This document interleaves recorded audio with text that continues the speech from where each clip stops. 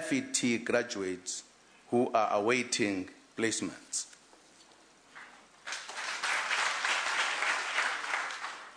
The Department of Rural Development and Land Reform runs the National Rural Youth Service Corps, which has enrolled 11,740 young people in various training programs. The department is also planning 9 rural youth hubs per province, including in the 23 poorest districts in the country.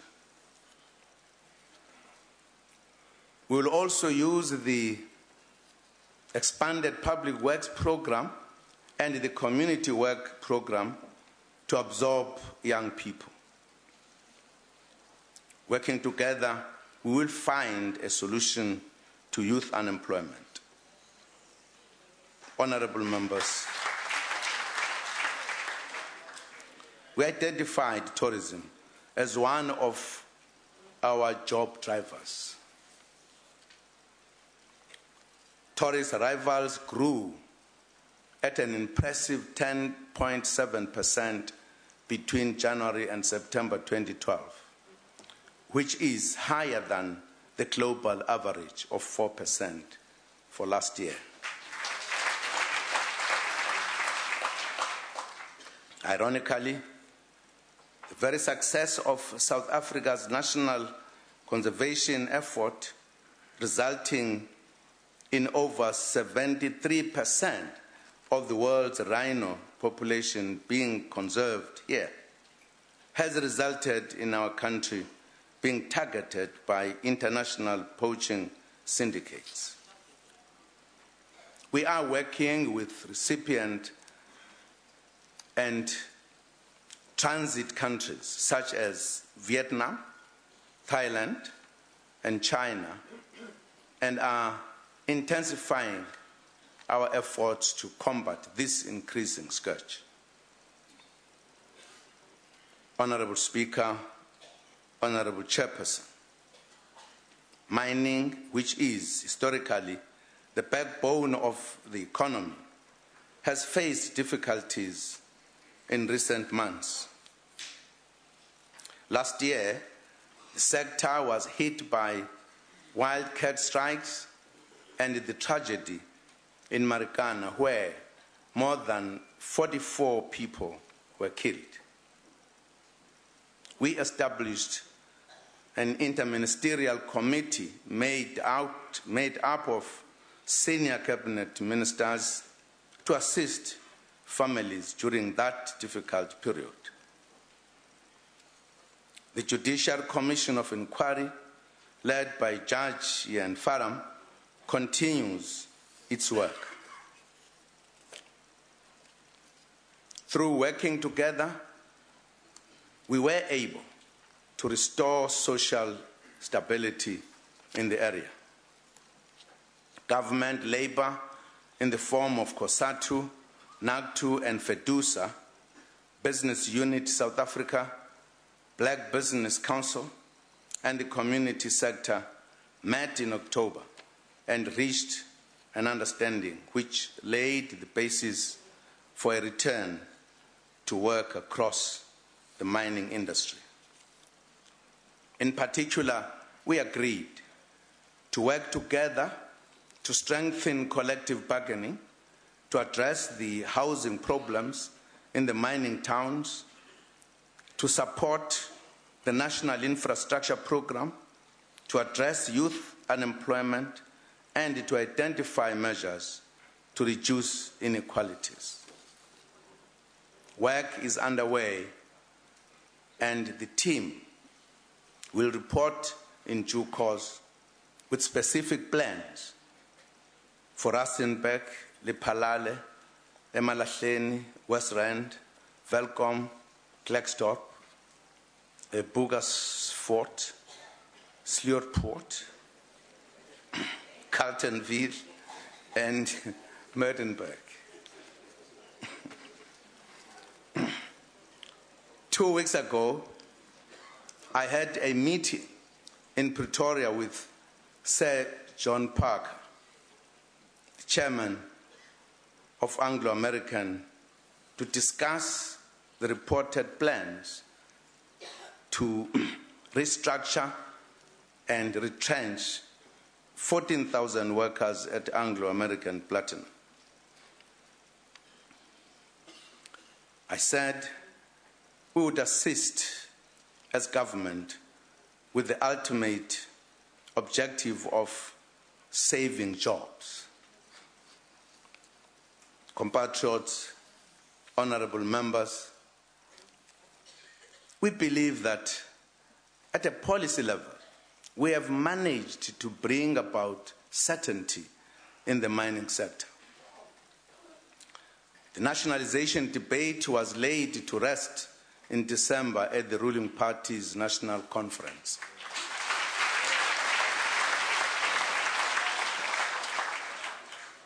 Ensuring that the public services we provide our people today can continue to be provided to our people tomorrow requires that we have suitable tax policies to generate sufficient revenue to pay for these services. From time to time, we have commissioned studies into our tax policies to evaluate the extent to which they meet the requirements of the fiscus.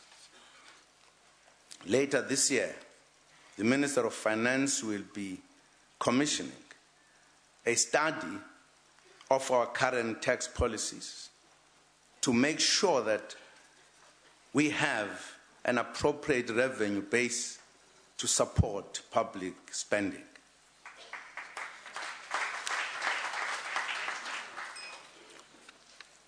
Part of this study will evaluate the current mining royalties regime with regard to its ability to suitably serve our people. Honorable members, distinguished guests, in last year's address, we raised the issue of the gap market.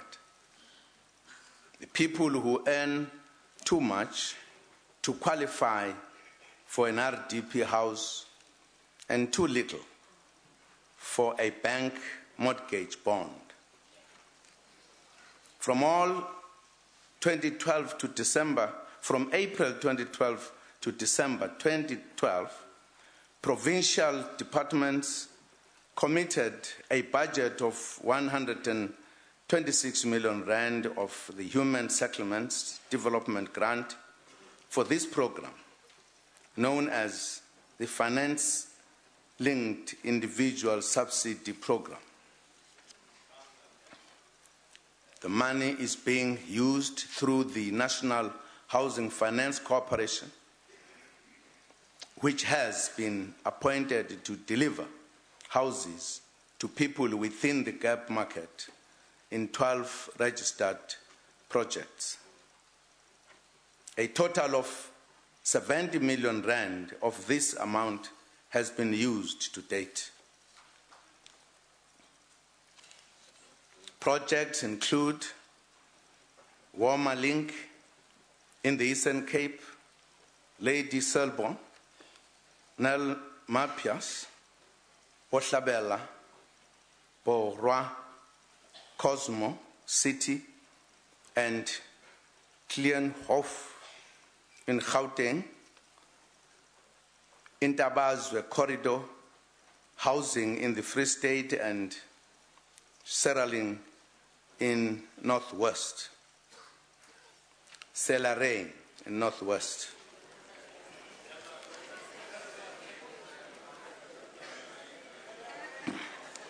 The implementation of these 8 gap housing projects is currently underway. Compatriots and friends, honorable members, on education, we are pleased that the grade 12 pass rate is finally on an upward trend.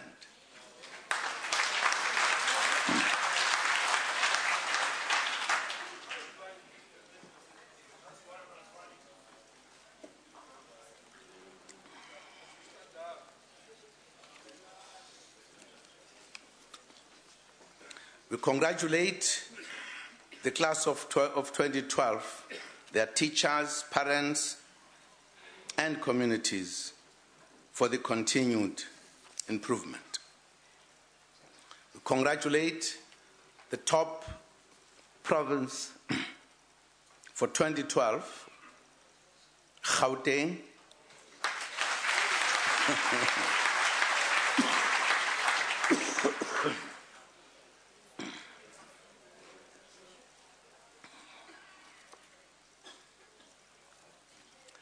and top grade 12 learner, Miss Madikheto Komane from Sekhukhune district.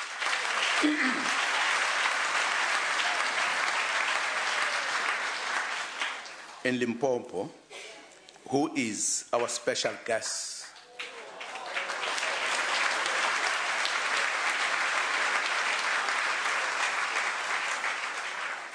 Okay.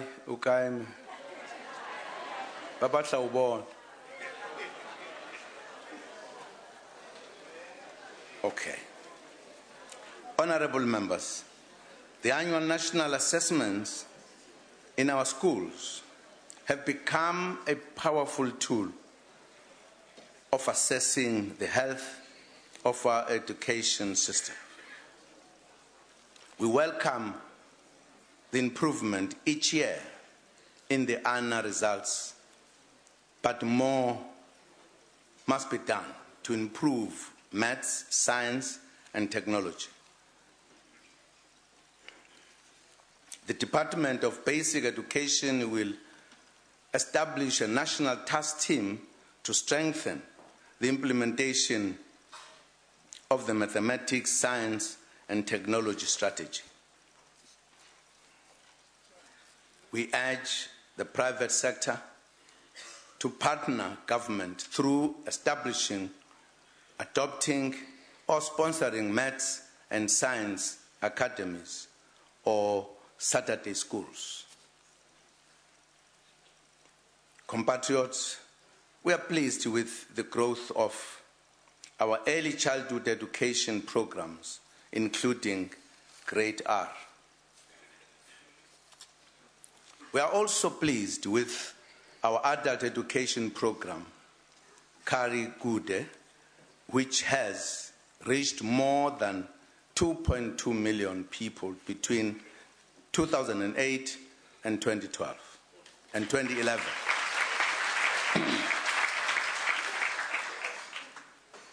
We also continue to encourage people from all walks never to stop learning. Many were inspired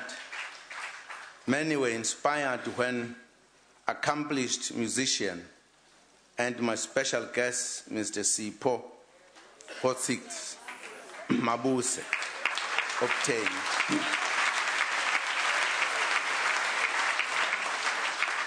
obtained in his matric last year at the age of 60.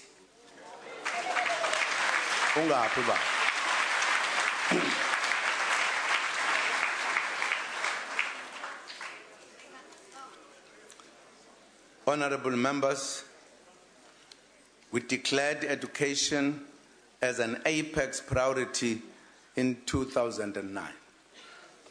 We want to see everyone in the country realizing that education is an essential service for our nation.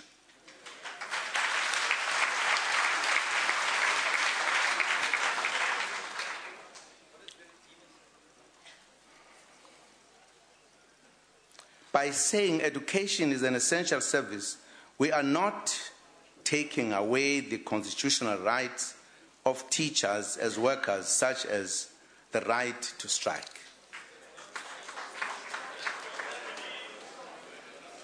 It means we want the education sector and society as a whole to take education more seriously than is happening currently.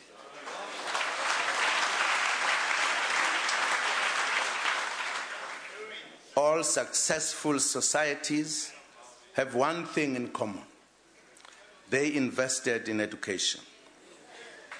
Decent salaries and conditions of service will play an important role in attracting, motivating, and retaining skilled teachers.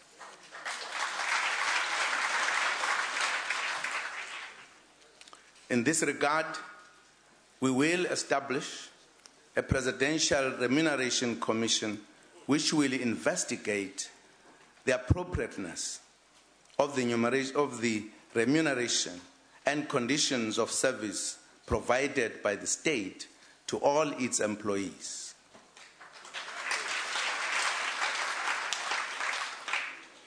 I've directed that the first priority should be teachers.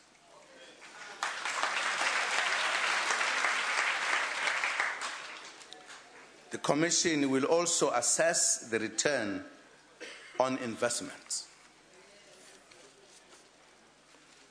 In elevating education to its rightful place, we want to see an improvement in the quality of learning and teaching and the management of schools. We want to see an improvement in attitudes, posture, and outcomes.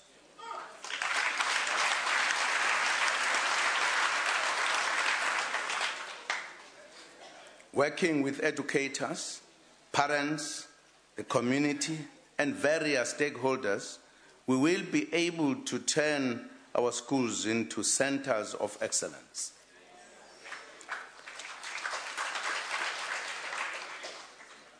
Honorable members, 5 years ago, South Africa had such a low life expectancy that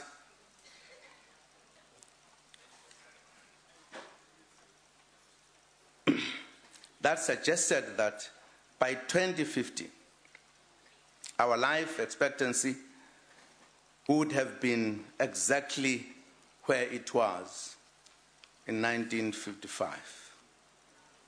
It was with good reason that we were delighted when late last year, studies from the Medical Research Council, the Lancet Medical Journal, and others began reporting a dramatic increase in life expectancy from an average baseline of 56 years in 2009 to 60 years in 2011.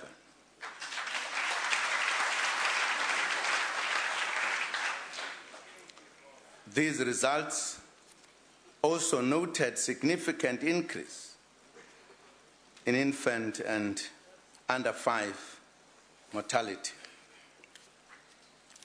Increased life expectancy is a key to the country's development.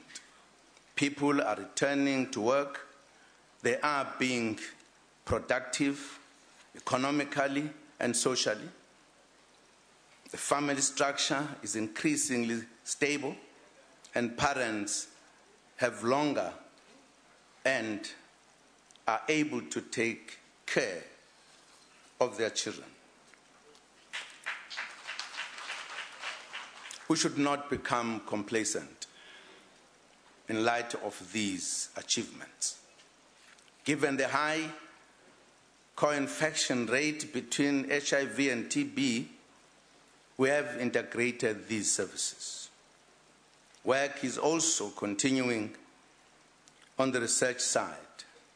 South Africa has discovered a candidate drug to treat malaria.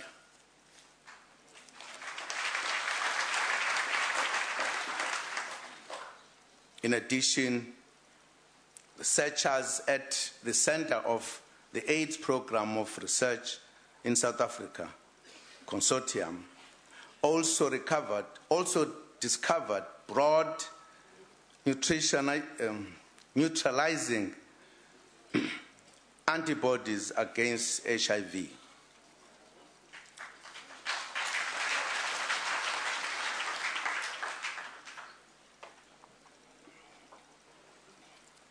During Deputy President Motlanthe has appointed new members of the South African National AIDS Council Trust.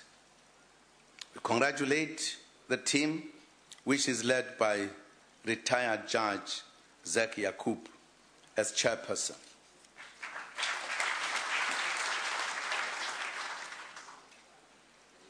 Diseases of lifestyle are on an alarming increase. We have to combat and lower the levels of smoking, harmful effects of alcohol, poor diet, and obesity.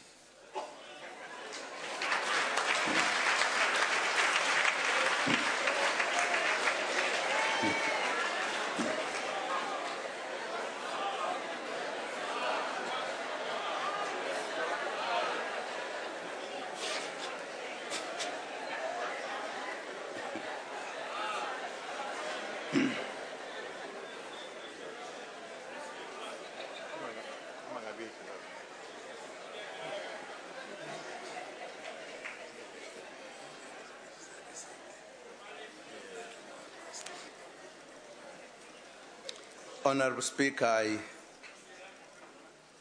believe that you gave me permission to do what I'm doing, so I'm not breaking the rules of Parliament. Honourable members, in 2014 we will create the National Health Insurance Fund. The Department of Health will accelerate and intensify progress in the pilot districts. In that regard, as from April this year, the first group of approximately 600 private medical practitioners will be contracted to provide medical services at 533 clinics within villages and townships in 10 of the pilot districts.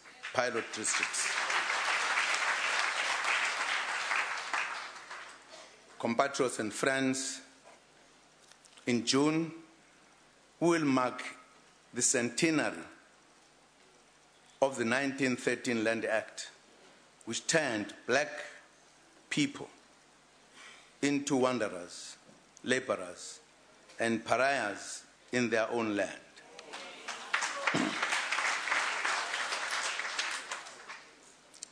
Former ANC President Sifaku Makhatu outlined as much in his 1919 ANC conference presidential address. He said, and I quote, "The Native Land Act still operates as mercilessly in different parts of the Union, and as a result, many Native families are still working for white farmers only for their food.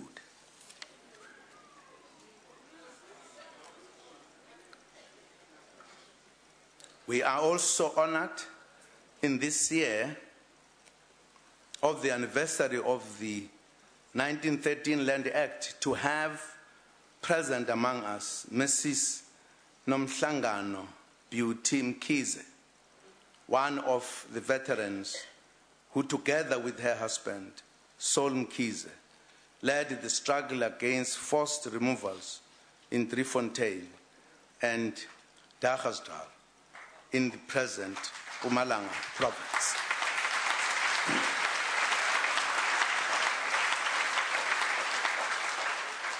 Ukhona wekunene la, mazi buhleli ngapha kodwa ukhona. Nango umama.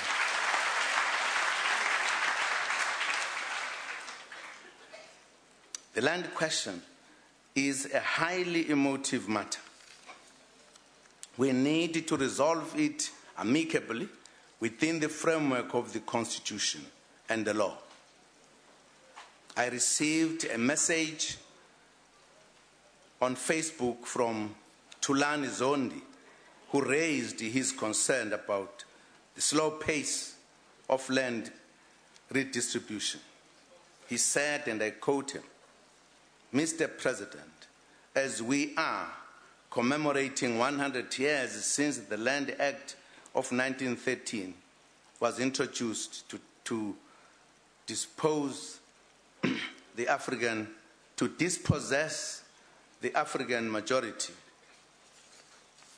I urge you to accelerate redistribution of the land to the landless African people.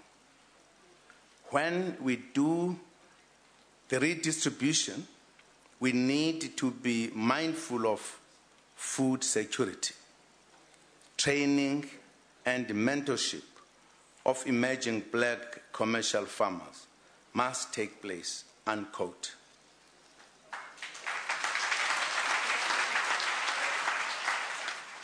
From 1994, we have been addressing the land reform problem through restitution, redistribution, and tenure reform.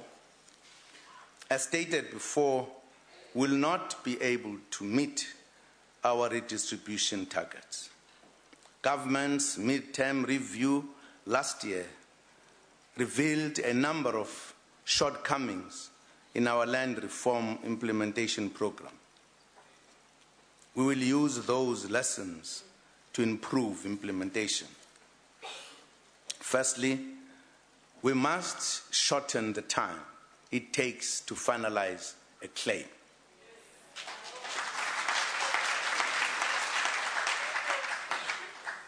In this regard, government will now pursue the just and equitable principle for compensation as set out in the Constitution instead of the willing buyer, willing seller principle.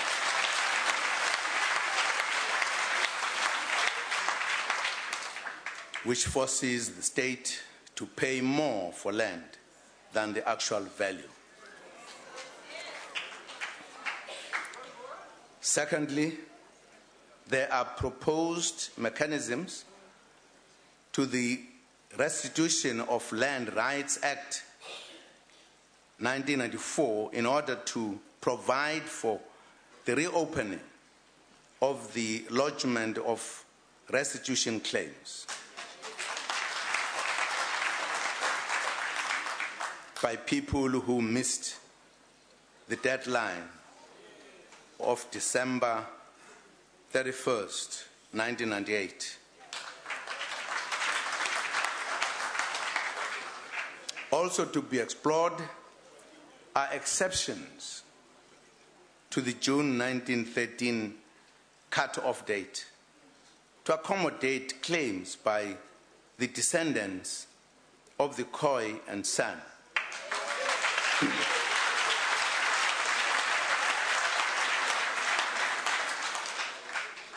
As well as heritage sites and historical landmarks. Another key lesson is to provide adequate post-settlement support to new landowners so that land continues to be productive.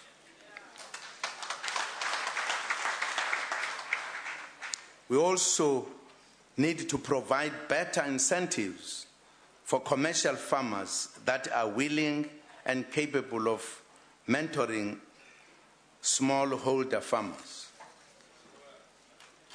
Another challenge we have faced is the preference for money instead of land by some claimants, which also does not help us to change land ownership patterns.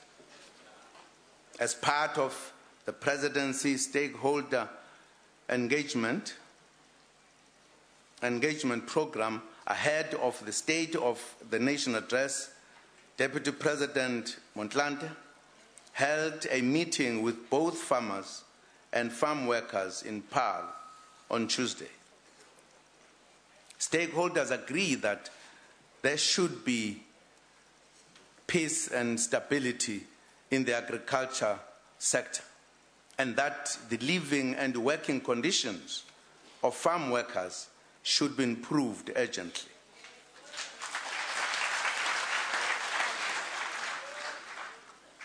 It is also encouraging that even the farmers called for the faster tracking of land reform and support to emerging farmers. We'll continue the engagement with both farmers and farm workers. Compatriots and friends, we should also remain mindful of rapid urbanization that is taking place in our country.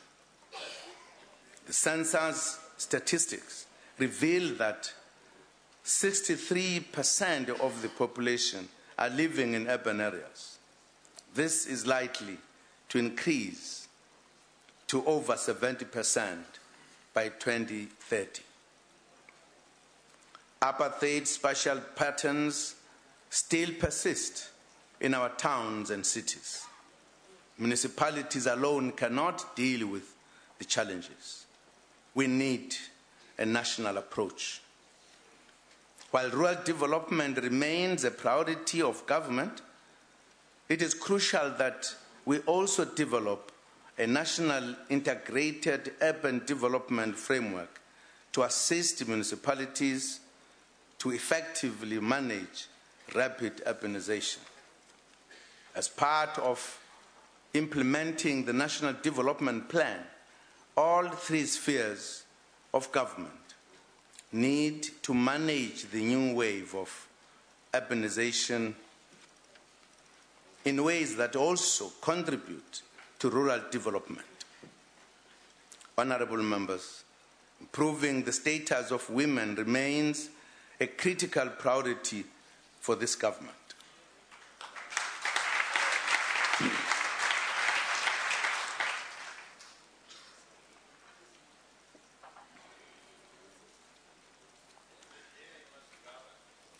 The bill on gender equality and women empowerment has been approved by Cabinet for public comment.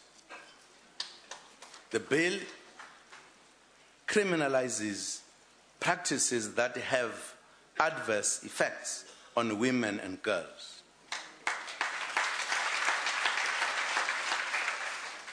It also legislates the 50-50 policy position with regard to the representation of women in decision-making structures.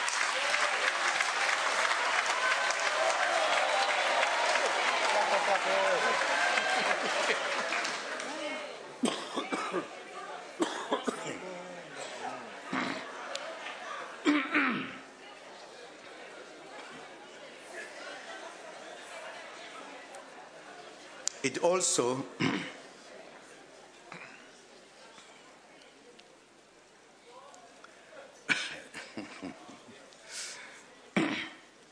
nayihleka kangaka le ka 50-50 khona bangayifuni.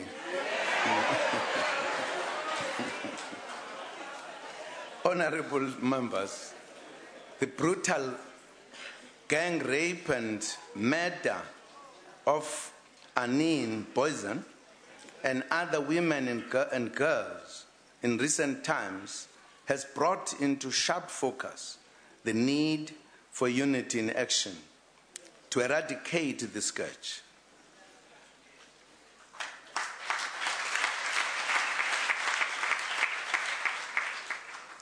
The brutality and cruelty meted out to defenseless women is unacceptable and has no place in our country.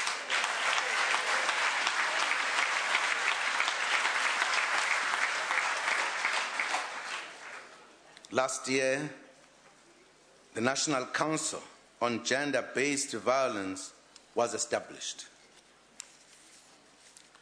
It comprises government, non-governmental organizations, community-based organizations, faith-based organizations, academia, research institutions, government, women groups,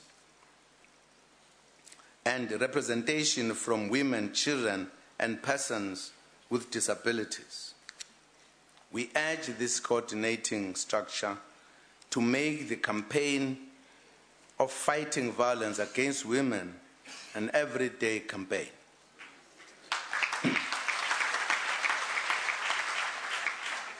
We applaud all sectors for the campaigns that have taken place already, highlighting that such acts will not be tolerated in our country. I have directed law enforcement agencies to treat these cases with the utmost urgency and importance. The Family Violence, Child Protection and Sexual Offences units, which were re-established in 2010, have increased personnel. During the last financial year, the unit secured over 336 life sentences, with a conviction rate of 73% for crimes against women above 18 years old, and 70% for crimes against children under 18 years of age.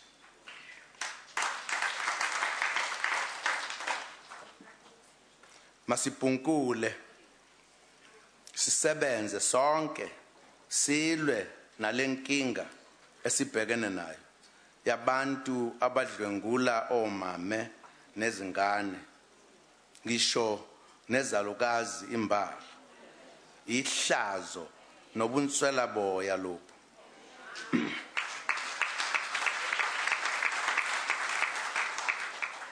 Bunswela boya futhi obesabekayo. Lokho abakwenzayo. Uma sithi inswela boya umuntu sisho ukuthi izenzo zakhe ubulwane, uswele nje uboya kuphela uba besilwane. Izigilamkhuba kufanele zibekwe emaphoyiseni, ziboshwe, ziyohlala ejele. Government is adding other mechanisms to protect women, such as the Protection from Harassment Bill, while the Domestic Violence Act also provides protection. It only applies to persons who are in a domestic relationship. The Protection from Harassment Bill also deals with harassment by persons who stalk their victims by means of electronic communications. In addition, the Combating of Trafficking in Persons Bill was passed by the National Assembly last year and is now at the National Council of Provinces. Once implemented, the law will assist women and children who are often victims of this heinous crime. Compatriots and friends, there is increased visibility of the police, which contributes to the reduction in the levels of serious crime. The operations focusing on illegal firearms, stolen and robbed vehicles, liquor and drugs, which are regarded as main generators of crime, have assisted in crime reduction. Government continues to wage a war against corruption. The capacity of the Special Investigating Unit has grown from an initial 70 staff members to more than 600 at present. I have since 2009 signed 34 proclamations directing the SIU to investigate allegations of corruption, fraud, or maladministration in various government departments and state entities. Criminal investigations were initiated against 203 accused persons in 67 priority cases under investigation by the end of September 2012. In total, pre-trial proceedings have been initiated against 191 persons. A total of 66 persons under investigation are alleged to have received 5 million rand or more benefits through corruption. Freezing orders were obtained against 46 persons. In other successes in the past financial year, 107 officials working within the criminal justice system were convicted. The asset forfeiture unit seized assets valued at more than 541 million rand. A total of 61 million rand of these assets have already been forfeited to the state. The assets are channeled back to fighting crime and corruption through the criminal asset recovery account. Last year, additional funding of 150 million rand from the criminal assets recovery account was approved for the work of the anti-corruption task team, which comprises the Hawks, the Special Investigating Unit, and the National Prosecuting Authority. These resources are aimed at strengthening the capacity of these law enforcement agencies in our resolve to fight corruption. We urge the private sector to also take this fight against corruption seriously so that we tackle it from all angles. To further boost the fight against corruption, we will fill all vacant posts at the upper echelons of the criminal justice system.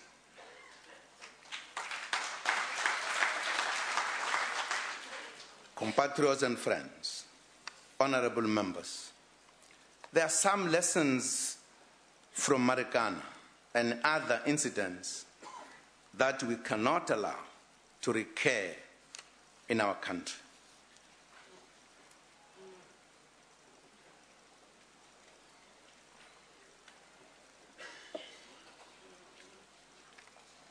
Our Constitution is truly one of our greatest national achievements.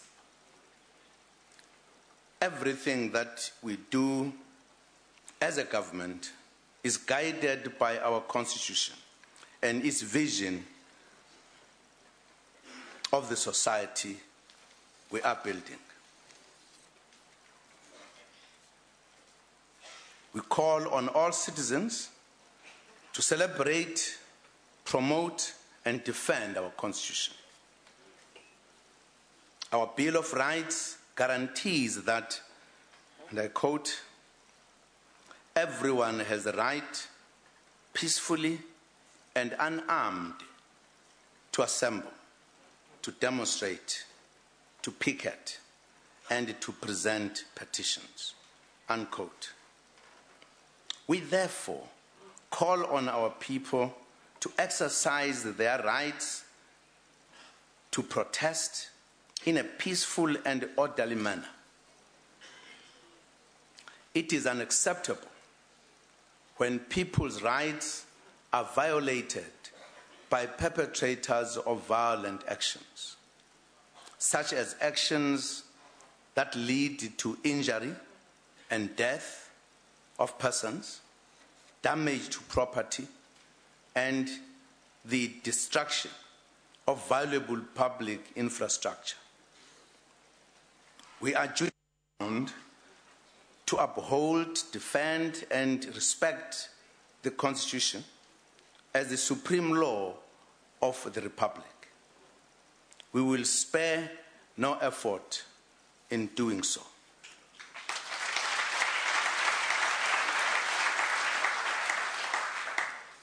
For this reason, I have instructed the Justice, Crime Prevention, and Security Cluster to put measures in place with immediate effect to ensure that any incidents of violent protest are acted upon, investigated, and prosecuted. Courts will be allocated to deal with such cases on a prioritized role. The law must be enforced, and it must be seen to be enforced fairly, effectively, and expeditiously.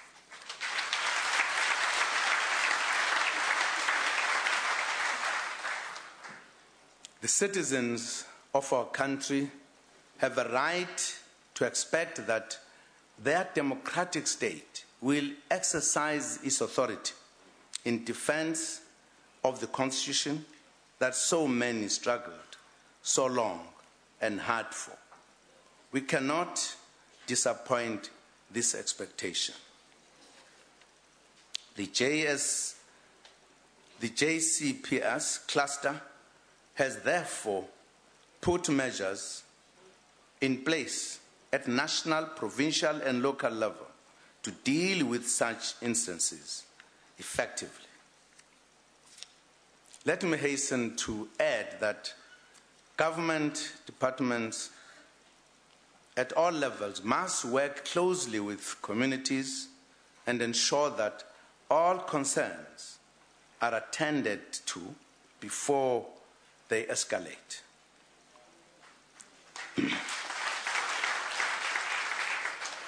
That responsibility remains. We are a caring government. Honorable members, this year we celebrate the 50th anniversary of the birth of the Organization of African Unity, which has been succeeded by the African Union. We pay tribute to the AU for its relentless struggle for the decolonization of our continent, including contributing to our own freedom.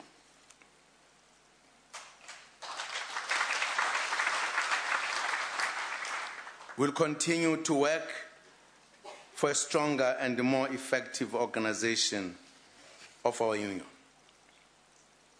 The NEPAD program, as well as the African Peer Review Mechanism, have just celebrated their 10th year of existence. As the convener of the NEPAD Presidential Infrastructure Championing Initiative, South Africa continues to work with other champions to implement high-impact infrastructure projects in the continent. On peace and security, we stand by the people of Mali in their effort to claim and assert the territorial integrity of their country.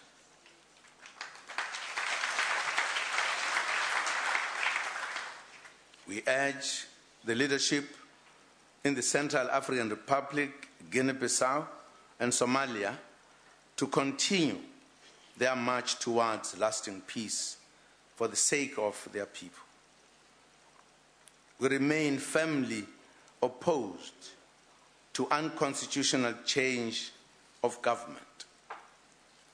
We are encouraged by the developments between Sudan and South Sudan. We commend our former President Thabo Mbeki and others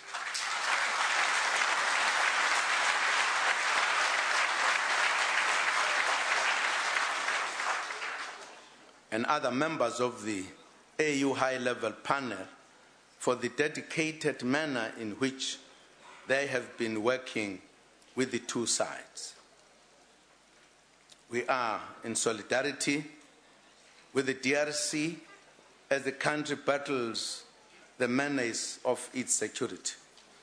South Africa will continue supporting Africa's peace efforts, including through mediation, troop contribution for peacekeeping, and by providing material and financial assistance. In this regard, we look forward to the conclusion of political dialogue in Zimbabwe and Madagascar. Our mission, our vision of a better Africa in a better world will receive great impetus when we host the 5th BRICS Summit next month in Durban.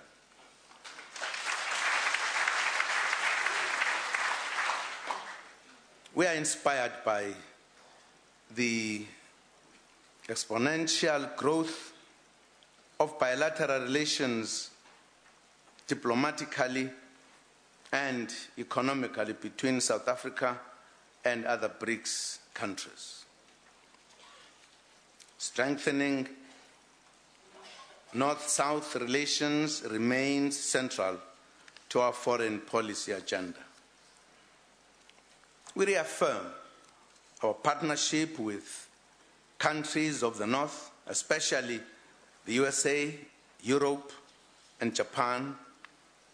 The UN's 70th anniversary provides an opportunity to take forward the transformation of the UN Security Council. We shall continue to use the G20 to represent the aspirations of the people of Africa and push for the transformation of Bretton Woods institutions.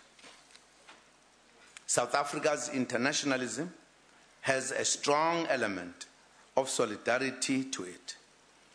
We stand with the people of Palestine as they strive to turn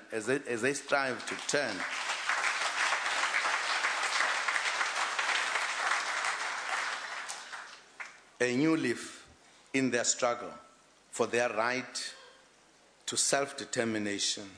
Hence, we supported their bid for statehood. The expansion of Israeli settlements into Palestinian territories is a serious stumbling block to the resolution of the conflict.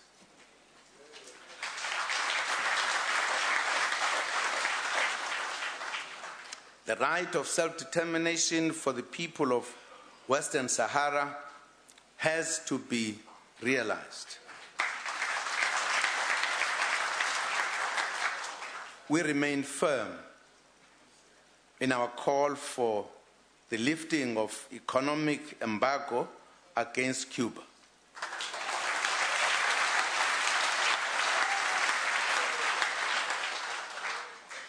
Working together, we can do more to create a better Africa and a better world. Compatriots, in the year 2012, we focused on preserving and promoting our country's cultural heritage, with particular emphasis on our liberation heritage.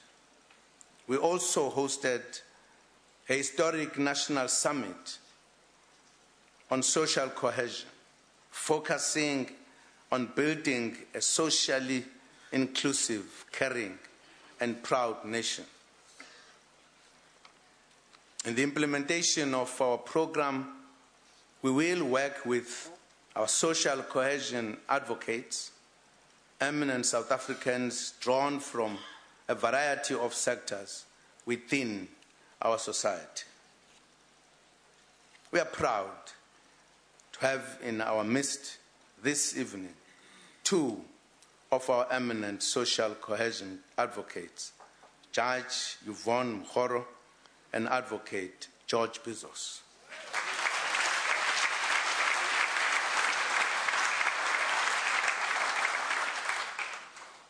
Compatriots, this year marks the 50th anniversary of the raid on Lily's farm, the escape from Marshall Square, as well as the start of the Rivonia trial. A series of events are being planned throughout the year to mark the three events, culminating in a national commemoration on the 11th of July. Honorable members, we have just concluded a highly successful African Cup of Nations tournament. We extend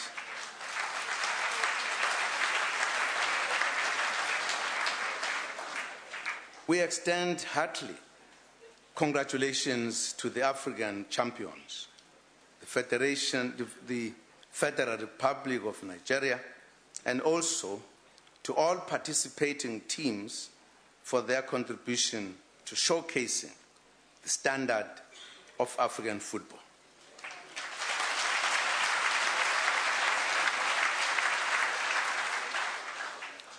We thank all our people for being excellent hosts and fans. I had the opportunity to personally thank CAF President, Honorable Issa Hayatou, for affording us the honor of hosting the AFCON. Compatriots and friends, as I said earlier, this program of action will be implemented differently, as the activities of departments must be aligned with the National Development Plan.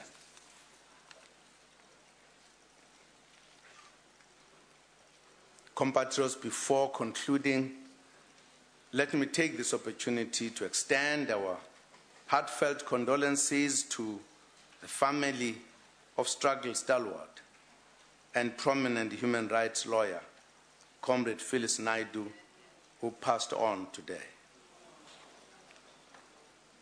Only recently, we lost Comrade Amina Kachalia. We are truly saddened by the loss. Honorable members, compatriots, as South Africans, we should continue to have one primary goal: to make our country a truly great and prosperous nation. Happy Valentine's Day to all of you.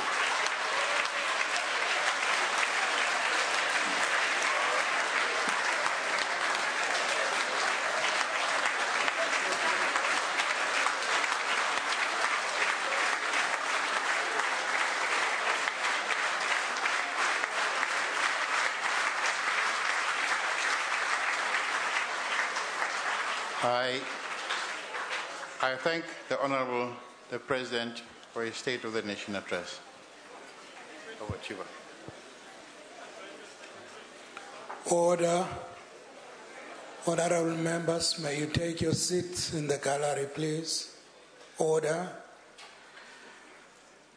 After I have adjourned the joint sitting, members and guests should please remain at their places until the procession has left the chamber.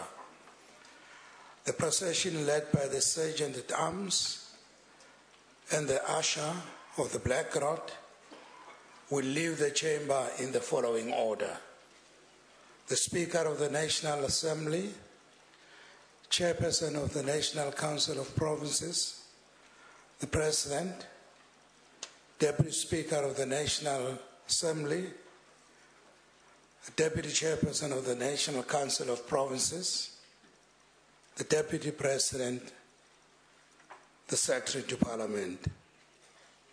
Honorable members, that concludes the business of the House, and the House or the sitting is adjourned.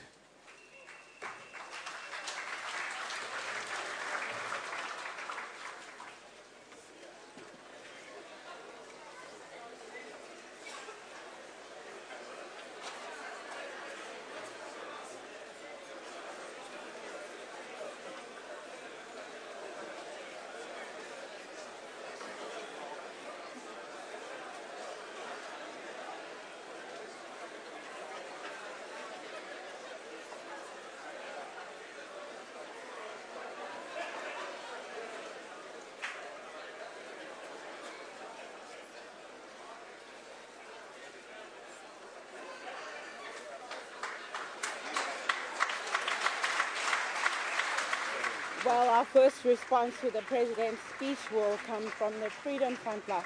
Dr. Mulder, your party had expectations that it had listed, particularly about the agricultural sector. What's your take on, did the President go enough in dealing with that? No, I must honestly tell you I'm disappointed. I think there was a lot of opportunities and he missed them all. There was a lot of intentions, but I was looking for detail. And there's no detail. It's all the old policies that did not work up to now. And I really thought we can now afford to try and something new, something exciting that would really get us out of these economic problems. If I must try to be positive, he emphasized the development plan. That's good. And I will applaud him when he says we cannot allow this violent sort of protest march where property is destroyed. Surely we'll back him on that. But on the economic side, agriculture, he reopened in 1913 in a certain sense without any detail. And as long as there's no detail, people are uncertain there, and we're not going to address those problems. And that was my disappointment here.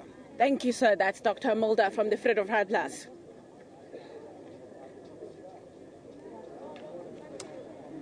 Well, thanks there to Asanda Mbeje, my colleague, who is standing by for reactions from political parties. Unfortunately, because of time, we are going to end this broadcast right here. But in our bulletins tomorrow, we will be bringing you all that analysis as well as reactions from political parties.